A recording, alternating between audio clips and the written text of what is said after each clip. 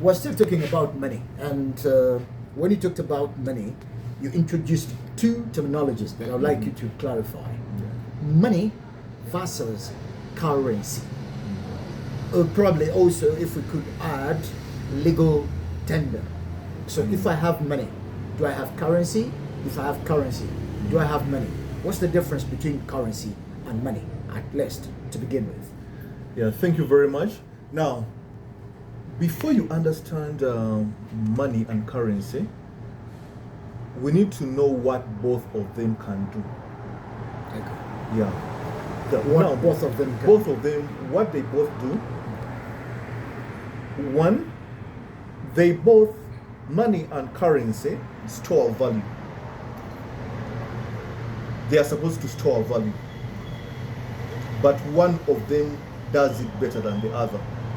So we'll get back to that later on. But then there are certain things which are very coherent with both. One, they measure value. For example, if I want to know... So they're a weighing scale. A weighing scale of value. If I want to know how much the value of a particular type of dish in a restaurant, I will ask for how much is it. And that how much will be, that's the value of the dish, to be told to me in form of money. If I want to know how much this shirt costs. Yes, in fact, I bought this shirt when I was coming to this shooting. I bought it at 25,000 shillings. So what is 25,000?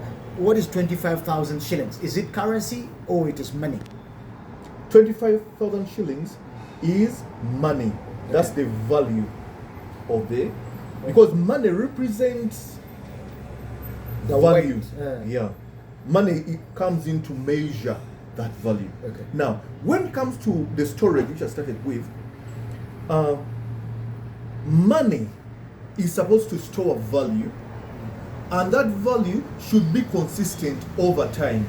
For example, if I keep 10 millions today, and that 10 millions can buy me a plot of land in Chiwenda, a plot of 50 by 100 land in Chiwenda. After 10 years, that 10 million, if it's money, should be able to buy me the same plot of land. Yeah. If you want to buy land and you keep 10 millions today, and then you wake up 10 years later and you want to buy the same plot of land, you should be able to buy that same plot of land using the money you've kept. Okay. If it is money anyway. Okay. So, but because the currency we're using nowadays is not money, it's currency. Currency does not keep value, does not store value. It loses value. That's the process we call inflation. Why? Because a plot of land which costs 10 millions today, 10 years from now, it will cost at least 20 millions. Which means that it has lost, the money you have has lost 50% of its value. Okay. Whereas, so the currency you have, not the money, has lost 50% of its value. Whereas if it were money, it would have maintained the value. The term currency, if it is an English word, stems from current. So could you relate to that? How current is currency, and how can that relate to the understanding? How can it help my listener to understand this concept of currency? Actually, the note you held, the note. Could you have I gave currency note? another new one. Okay, It's a newer note. Now, this is a 5,000 shilling bank note Okay. with the words Bank of Uganda, legal tender, with the signature of the secretary to the Bank of Uganda and the deputy governor of Bank of Uganda. So this is currency. Why? In finance and accounting, we use that English term current. Okay. Now, the word current refers to current assets or things of value which must be used in the current time. Okay. Now, in the now. Okay. And those things the now in accounting and finance is between now, in time, and up to 12 months. So anything which you can use, which can keep value for up to 12 months without losing value, and after 12 months it's bound to lose value, and it's called a current asset. Okay. Yeah. So money is the most current of all current assets. That's why it's called currency. Because even for it can't even go up to 12 months.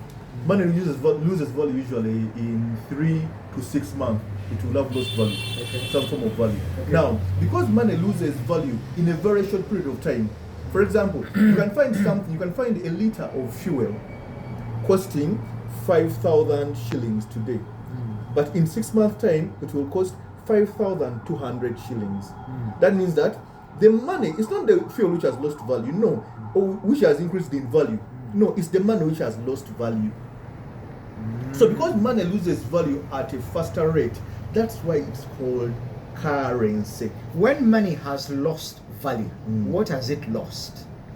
When money has lost value, what we mean is that this 5,000 shilling note cannot buy the same value it could buy 3 months ago or 4 months ago. Okay.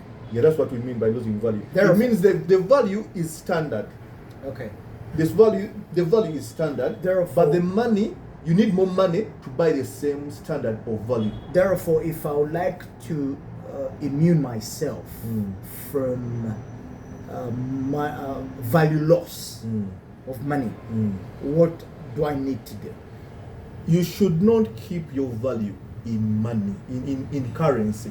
You should keep your value in money and other forms of assets which do not lose value. Say that again. I should not keep my value in money, currency. in currency. You should keep your value in forms of money that don't lose value, and also Such in as? other fixed assets or long-term assets. Give me the which don't forms. lose. Okay. Let us give me the forms that do not lose value. The forms of Now, money that do not The lose value.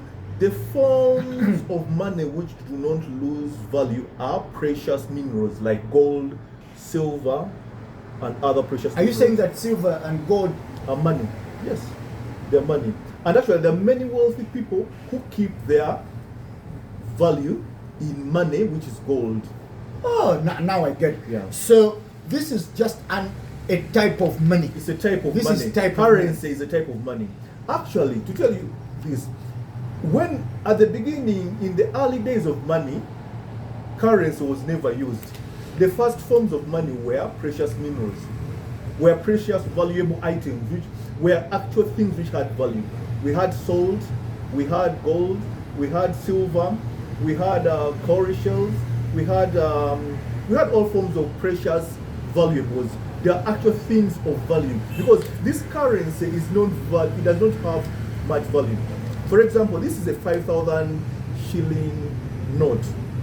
But to make this 5,000 shilling note, the actual value within this 5,000 shilling note may be about 30 shillings.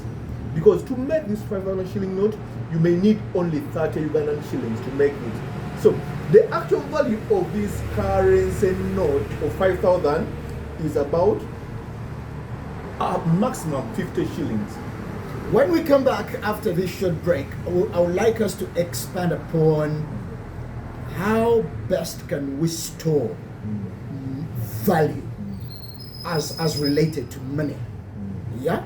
That we want, because he has given us forms of money, that silver and gold are forms of money. All right? Then he talked about something called assets. All right? When we return, I would like us to expand upon that point. Thank you. Keep it here in